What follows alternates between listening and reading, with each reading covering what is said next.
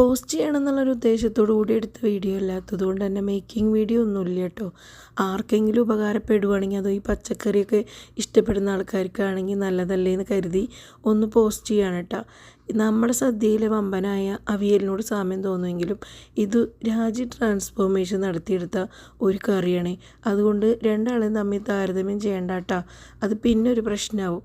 അപ്പോൾ അതുകൊണ്ട് ഞാൻ ജസ്റ്റ് പറഞ്ഞുതരാം എങ്ങനെ ഉണ്ടാക്കുകയെന്ന്.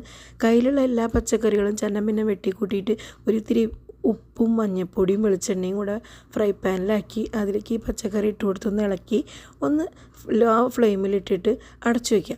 ഒന്ന് വെന്ത് വരുമെന്ന് നമുക്ക് കണ്ടാൽ മനസ്സിലാവുമ്പോഴേക്കും ഒരിത്തിരി തേങ്ങയും ഒരു 2 അല്ലി പച്ചമുളകും കൂടെ ഇത്തിരി ജീരകം ഇട്ടിട്ട് മിക്സിയിലിട്ട് അടിച്ച് ഇതിലിട്ട് കൊടുത്തു കഴിഞ്ഞാൽ അത് സെറ്റായി. അതിൻ്റെ മുകളിലേക്ക് കയ്യിലുള്ള തൈര് ഇനിയിപ്പോൾ എത്രയോ വേണ്ടത്, വെള്ളം പോലെയാണോ കട്ടിയായിട്ടാണോ എന്നുള്ളതൊന്ന് അടിച്ചെടുത്ത് ഇതിലൊഴിച്ചു കൊടുത്ത് ഒരിത്തിരി വേപ്പിൻ്റെ ഇല ഇട്ട് കൊടുത്താൽ ആൾ സെറ്റായി. പിന്നെ അങ്ങോട്ട് സ്റ്റാർട്ട് ചെയ്യുക.